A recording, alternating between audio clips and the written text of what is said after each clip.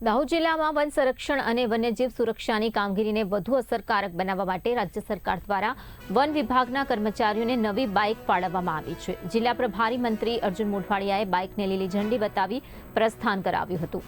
તેમણે જણાવ્યું છે કે આધુનિક વાહન સુવિધાથી વન વિભાગના કર્મચારીઓ જંગલ વિસ્તારમાં ઝડપી પેટ્રોલિંગ અને અસરકારક કામગીરી કરી શકશે।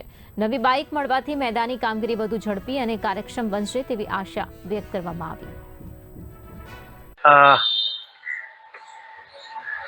આજે માનनीय वन मंत्री श्री अर्जुनभाई मोढवाडिया साहेब અને પ્રભારી મંત્રી શ્રી દાહોદ જિલ્લા દ્વારા આજ રોજ ગુજરાત વન વિભાગના project for ecosystem restoration in Gujarat ફર્જ પ્રોજેક્ટ અંતર્ગત દાહોદના બારિયા વન વિભાગને ગુજરાત સરકાર દ્વારા કુલ 20 બાઇકની ફાળવણી કરવામાં આવેલી હતી। આજે આ 20 બાઇક બારિયા વન વિભાગના ક્ષેત્રીય કર્મચારીઓને ફાળવવામાં આવી હતી અને તેનું માનનીય મંત્રીશ્રીના હસ્તે ફ્લેગ ઓફ કરવામાં આવ્યું હતું।